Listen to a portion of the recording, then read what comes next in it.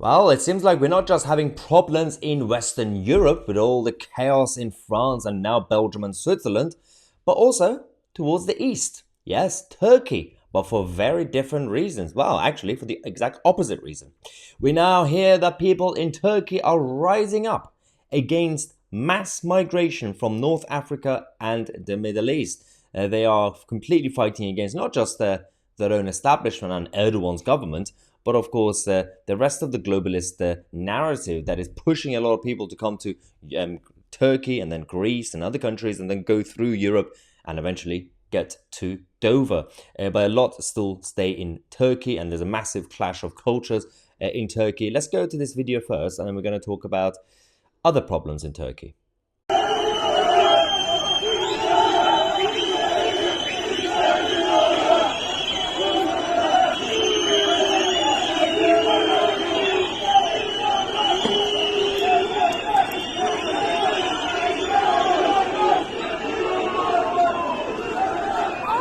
Yeah, this was the video we received, and apparently that was the march. Well, one of the areas that they were protesting against mass migration that's been happening, and it's still increasing, of course, and not just here, but of course at the same time in places like Turkey. Now, in the middle of all this, there are also other issues that has to be dealt with. First things first, let's talk about France, because we've seen how the police are acting in regards to responding to the chaos creators. They've been arresting a lot of people.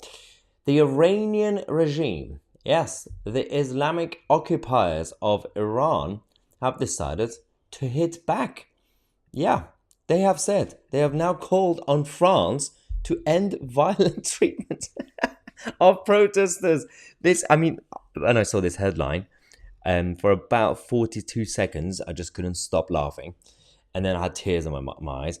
And every time I see it, I just can't stop giggling. It's so nonsensical. The Iranian regime are telling other countries and governments to not be too robust against protesters. They're not protesters.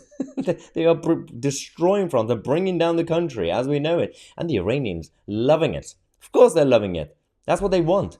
The destruction of the Western world as we know it. So that's happening. And in Turkey right now, the latest update that we have when it came to the relationship with Russia and Ukraine. So we now hear that sanctioned Russian ships they make over 100 stops at Turkish ports.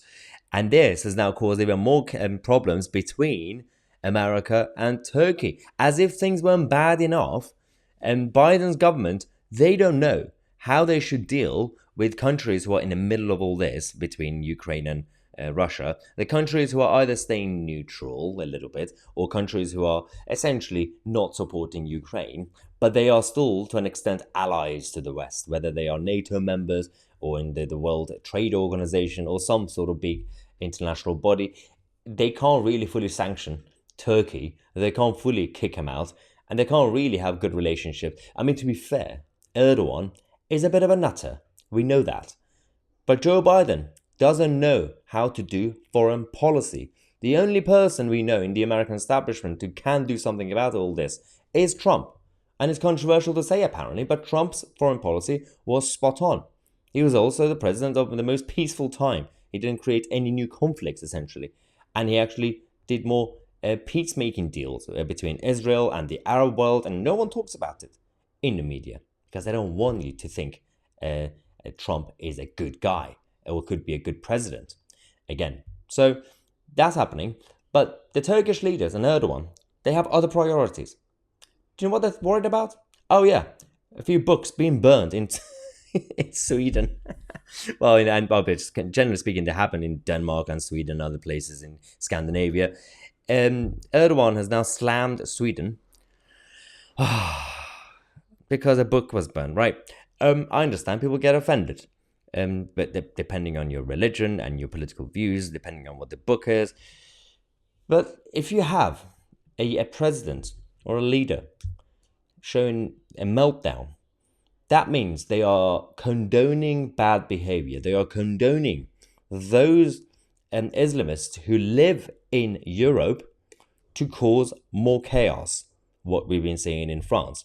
So don't be surprised if now we will see what's been going on in France also happens in Sweden. We have had some clashes in Sweden in recent times between certain cultures, but this could escalate. And as I said, today we reported that it's already gone to Belgium, it's already gone to Switzerland, and there are other countries with huge communities of whether the Middle Easterns or North Africans and basically Muslims, and that could cause more tensions between all sides. Well, we'll see how everything goes anyway. We're going to have more updates for you guys as usual. I'm Mahyar Tousi, and we are the media.